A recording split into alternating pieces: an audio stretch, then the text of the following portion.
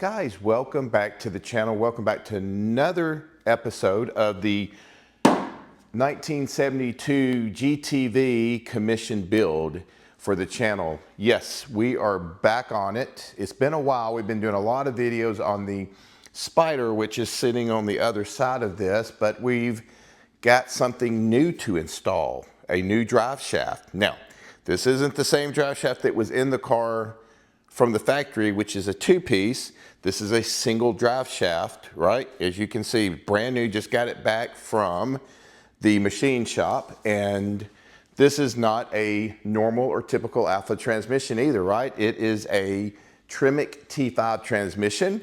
So we went with a single drive shaft. This thing is brand new, balanced out. Everything is ready to go. So why don't we get the car lifted up, get this thing installed.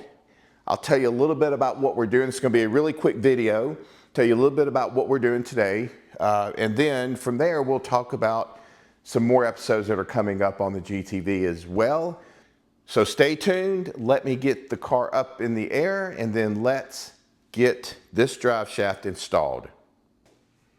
Alrighty, here we go. So up underneath the car. And as you can see, this is the rear of the transmission. So that is the spline, and so that's where the drive shaft's going to go, and I'll show you down here. So here you can see here, so literally we're going to take this part of the drive shaft here and we will insert it into the transmission, and then we will, let me get away from that light, connect it back here to the rear end.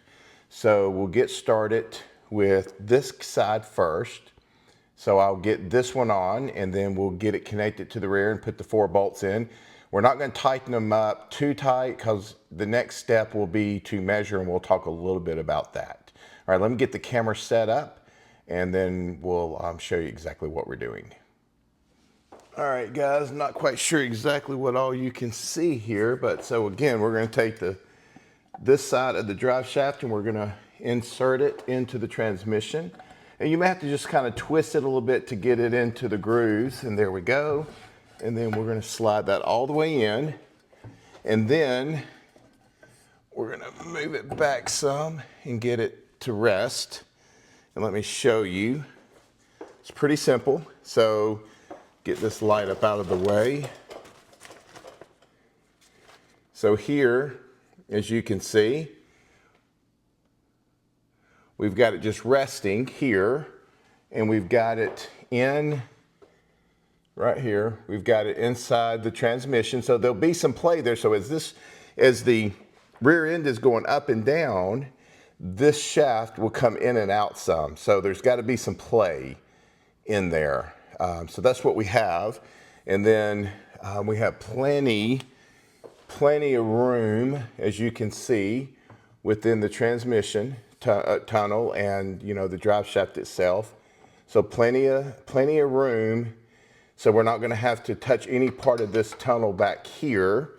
We're still going to have to work a little bit up here. We'll discuss that. Let's go ahead and get this thing bolted up, and then we'll go over the remainder of the install and then exactly what we're going to do, and then maybe talk a little bit about the next episodes. All right, so let me get the camera set up and we'll get connected right back.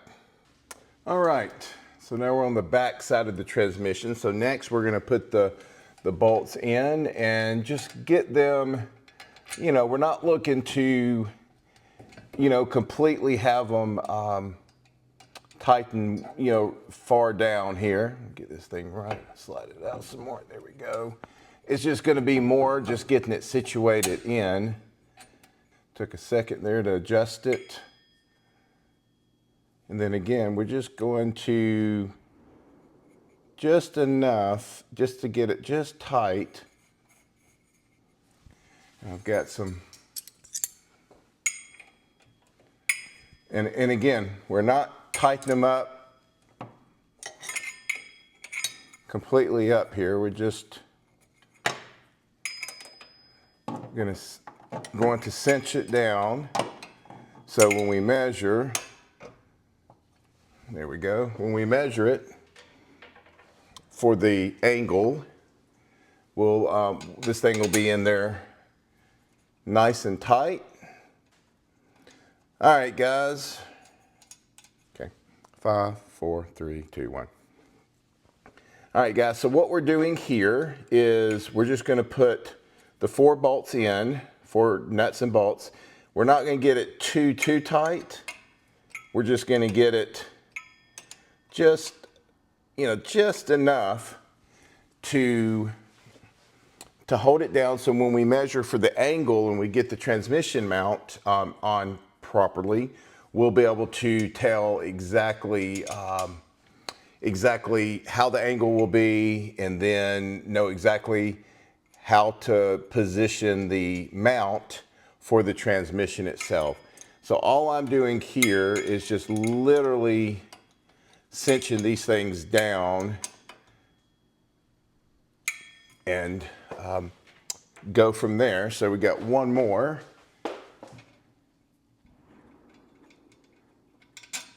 There we go. All right, let me tighten this last one up.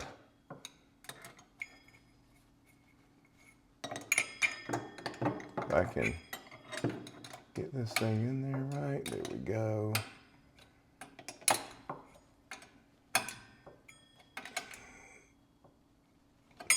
Okay, and we have a drive shaft installed. As you can see, we've got some play. So as this rear end goes up and down, it will move in and out on this shaft on the transmission here. So, so we've got plenty of room. It looks really good. And then if we come over here, I've got the 4 bolts in. These are just temporary bolts to hold it in. So now the next step that we will do is, let's see if I can pan back here enough, is we're gonna measure the angle. So I think the angle on the rear end is like 2.6 inches up, I think. And so we gotta get this side at 2.6 inches up, and we should be good to go. Now we're gonna also have to work on this mount. Now if you notice, on this T5, this is a Mustang rear end of the T5. The rear part of the transmission is for a Mustang. So if you notice, the mount is kind of angled up off to the left here on the screen. And so we got to figure out a shim, or however we're going to do it, probably down here or maybe up here to where we'll shim it to where it'll be level. We'll keep it level, right? And then it'll be at a certain angle. If I've moved it up or whatever, it'll be at a certain angle at the 2.6, if I'm not mistaken.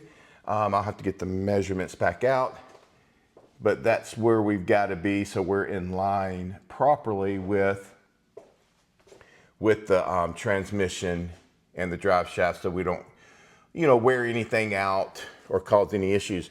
But as you can see, we have plenty of clearance. This is an emergency brake. We have plenty of clearance. We still may even take this out and do an electric emergency brake on the car. We're not sure yet, but if so, this will be easy to take out. So there you have it. Like I said, it's gonna be a short and quick video. And there you have it, guys. The drive shaft, pretty simple install. You start on the transmission side, you connect it to the rear end, put the bolts in, everything's done. So really a pretty simple process. I'll tell you, the machine shop that we used, which is probably about 20 miles up the road from the Svelto Performance Garage, literally I dropped it off to them yesterday, or the rear flange for the rear end yesterday. And within 24 hours, I get a call and it's done. They had already finished it, balanced it, everything. So I went up there, picked it up, and we're here today doing the install. Again, very simple. Went with a one-piece drive shaft instead of thinking about splitting it. I just thought it was easier that way. It is balanced, so we shouldn't have any vibrations or anything like that happening in the car. So we should, knock on wood, be pretty good. So what's next? The next step is we're gonna measure. Brad will come over here. He's out of town. When he gets back in town, he's gonna come over here. and we're going to measure the angle. So we got to get that angle just right. I think 2.6 inches. It's 2.6 inches up in the rear. And so we're measuring everything at the rear end, of course. So now we just got to get that transmission mount built up some so that we get it level as possible. You know, when you have the two-piece drive shaft, you can be a little off because you're going to have that second shaft that's moving, that's staying, you know, the first part staying in place and the back part of the drive shaft that's moving. So with the single, we got to make sure we kind of get that angle as close to perfect as we possibly can. So what's next after that? So after we get the angle and all that done, then I think the next step will be we'll pull the motor and transmission out of the car, and we're going to get it installed on the engine stand, and then we're going to go ahead and get the computer hooked up, get all the wiring hooked up, and we're going to try to crank the car or crank the motor up outside of the car itself.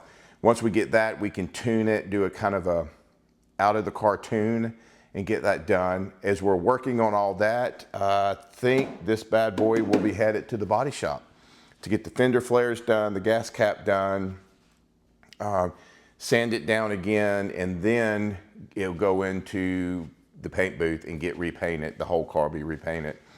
We're not going with Verde Pinot, which we thought we were going to do. We're going to come up with a different color, but I'm not going to tell you what it is right now. You'll have to watch the other episodes to find out, but it is a true Alfa color.